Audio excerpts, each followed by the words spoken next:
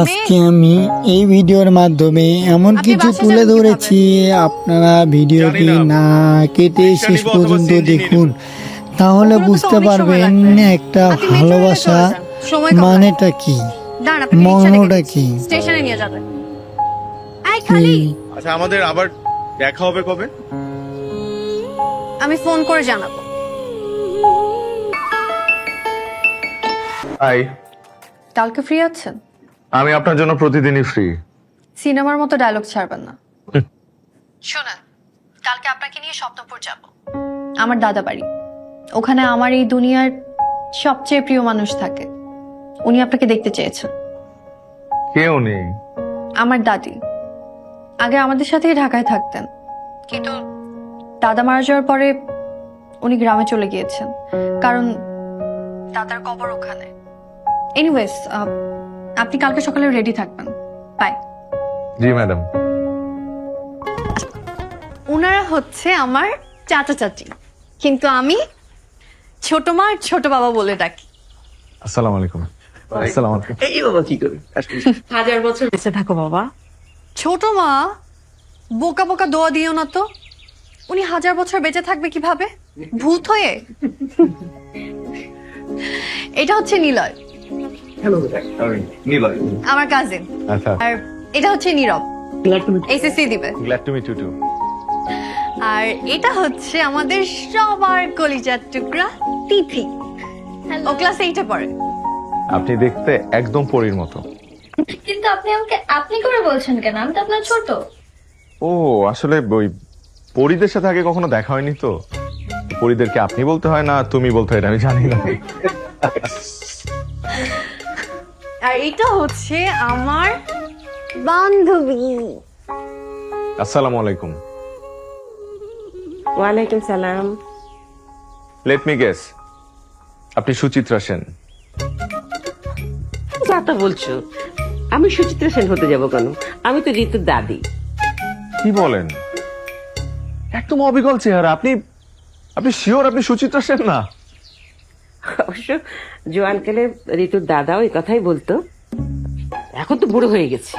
কে বলেছে আপনি বুড়ো হয়ে গেছেন? একদমই না। ঋতুর বয়স যদি হয় 25, আপনার বয়স সর্বোচ্চ 30। হয়েছে, আর ফাজলামো করতে হবে না। এবার চলো একসাথে নাস্তা করি। আমার ভীষণ খিদে পেয়েছে, আমি সারাক্ষণ তোমাদের জন্য ওয়েট করছিলাম। এসো। দাদি, দাদি, হ্যাঁ, আমি একটু উত্তম কুমারের সাথে দেখা করতে চাই। কার সাথে দেখা করতে চাও? উত্তম কুমারটা আবার কি? আপনার উত্তম কুমার, মানে দাদা। আমি সবার আগে দাদার সাথে দেখা করতে চাই, তাকে সালাম করে বাকি সবকিছু করবো।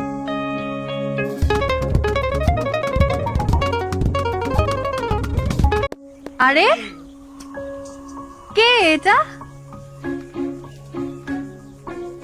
আপনাকে দেখে তো আমি চিনতেই পারিনি। আপনি কি কানাডা তো লুঙ্গি পরেন নাকি? না না, this is the first time. আমি আসলে লুঙ্গি পরতে পারি না, চাচা এনে দিল। আরে আমি পড়াই দিছি।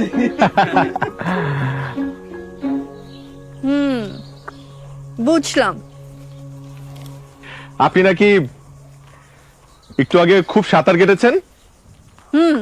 জানেন, আমি জাস্ট 2 মিনিটে পুকুরের এই পার থেকে ওই পারে সাঁতরে গিয়েছি। তাই? আচ্ছা, একটা কাজ করেন তো, আপনি পুকুরে নামেন, দেখি আপনার ওই পারে যেতে কতক্ষণ লাগে। হ্যাঁ ভাইয়া, আপনি ভাইয়া না- ভাইয়া ভাইয়া আপনি আপনি ভাইয়া আমি 1.5 মিনিটে পারি। ভাইজান নামেন না। নামেন ভাই নামেন নামেন। ভাইয়া ভাইয়া পারবেন আপনি পারবেন। পারবেন পারবেন পারবেন পারবেন। প্লিজ চল। আমি কখনো প্লিজ নামেন না। প্লিজ রিকোয়েস্ট করতেছিলাম ভাইয়া নামেন। ভাইজান ভাইজান ভাইজান ভাইজান ভাইজান ভাইজান ভাইজান ভাইজান ভাইজান।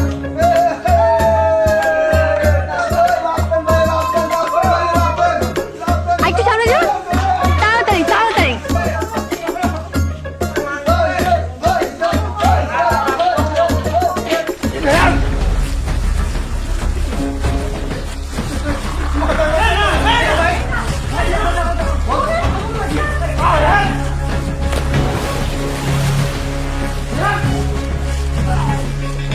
দাদু!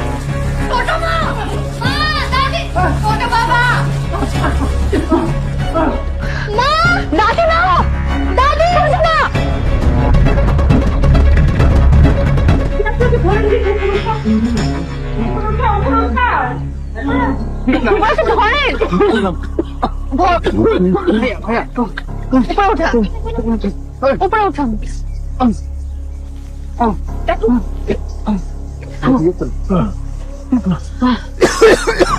এটা কোন ধরনের ফাইজলামি? আপনি সাঁতার জানেন না, তাহলে পুকুরে নামলেন কেন? আপনি তো নামতে বললেন। আমি নামতে বললে আপনি নামবেন? আমি আপনাকে আগুনে ঝাঁপ দিতে বললে আগুনে ঝাঁপ দিবেন? অবশ্যই দিব। আপনি মনে হয় বাংলা সিনেমা প্রচুর দেখেন, তাই না?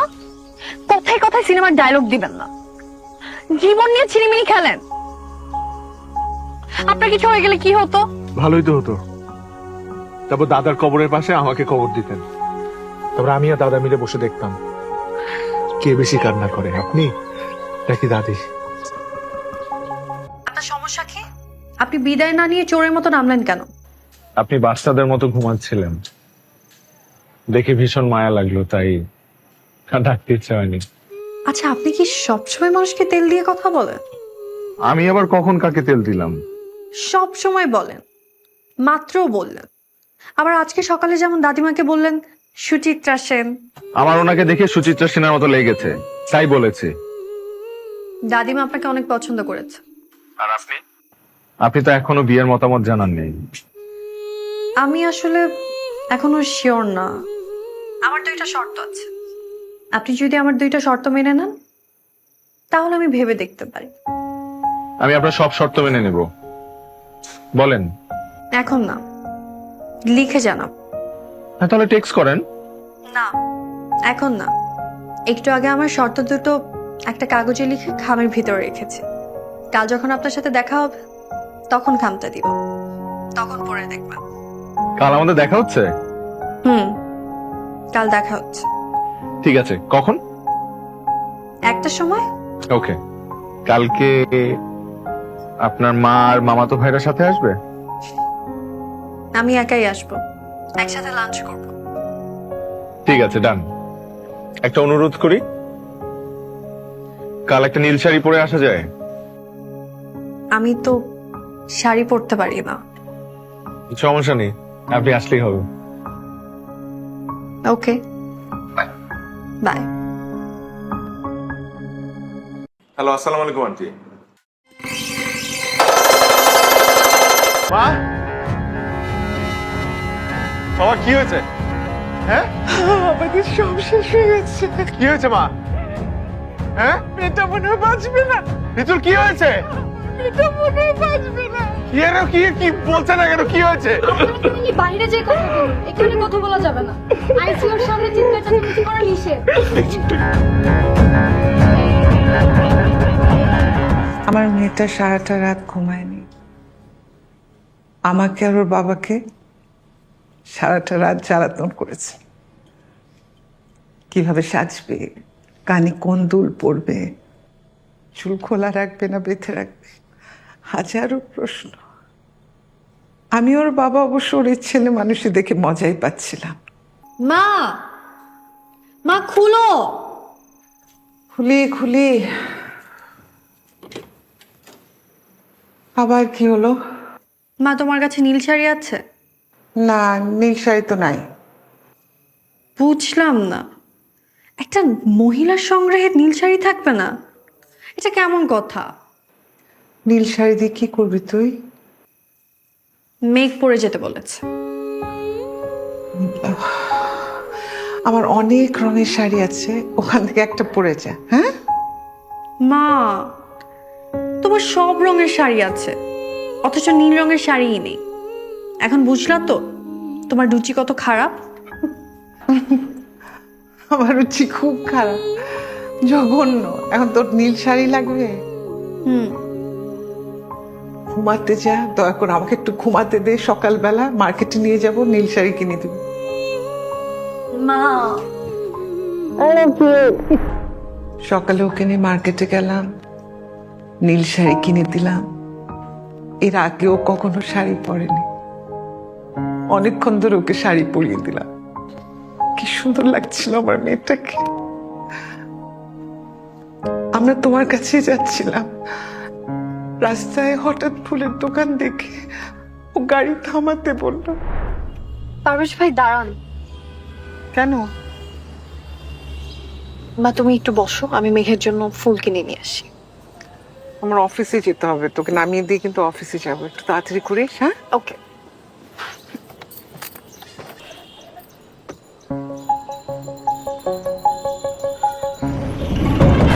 আমার মেয়েটা আমার চোখের সামনে ছিটকে পড়লো রাস্তায়, আমি কিছুই করতে পারলাম না বাবা।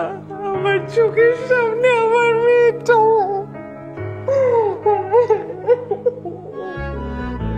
বাবা, ডক্টর এখন কি বলেছে? মেয়েটা প্রচন্ড আঘাত পেয়েছে মাথায়, পুরো শরীরটা রেসপন্স করছে না। আমি ঋতুকে বিদেশ নিয়ে যেতে চাই। আমিও তো চেয়েছিলাম, কিন্তু ওরা বলছে এখন সম্ভব না। স্যার আপনাদেরকে ডেকেছেন, কিছু ফর্মালিটিস করতে হবে, আমার সাথে আসুন। ঋতুর চিঠি তোমার জন্য। শোনেন, আপনার কাছে আমার 2টা শর্ত আছে। শর্ত নাম্বার 1, আমার কম পক্ষে 5টা বাচ্চা লাগবে, অবশ্যই এর বেশি হলেও সমস্যা নাই। শর্ত নাম্বার 2, প্রতিদিন আমার কপালে একটা চুমু দিতেই হবে, এমনকি ঝগড়া করে কথা বন্ধ থাকলেও। এই শর্ত 2টা মানলেই আমি আপনাকে বিয়ে করব। ইতি ঋতু, সরি ঋতু না, বৃষ্টি, মেঘের বৃষ্টি। এটা কেমন কথা হলো? আপনি না একটাই আসবেন? সকাল থেকে আপনার জন্য রেস্টুরেন্টে বসে আছি। আপনি তো আসলেন না, উল্টা আমাকে এখানে আসতে হলো। আচ্ছা শুনেন,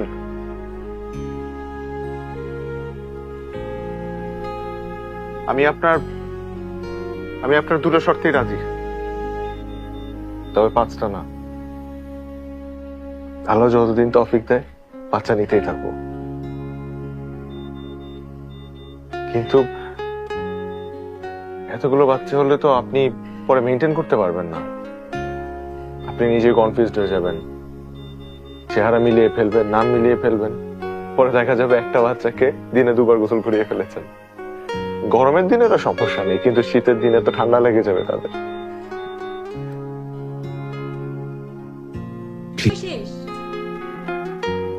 যাচ্ছি।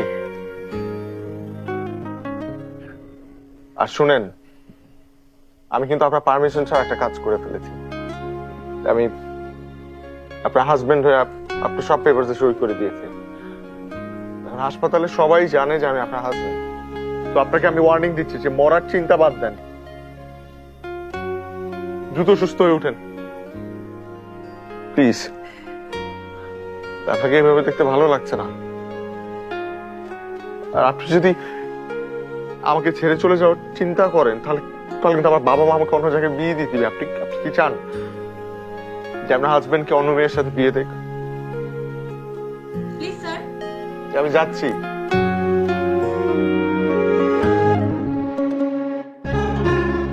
Rahman, we are extremely sorry. She's no more.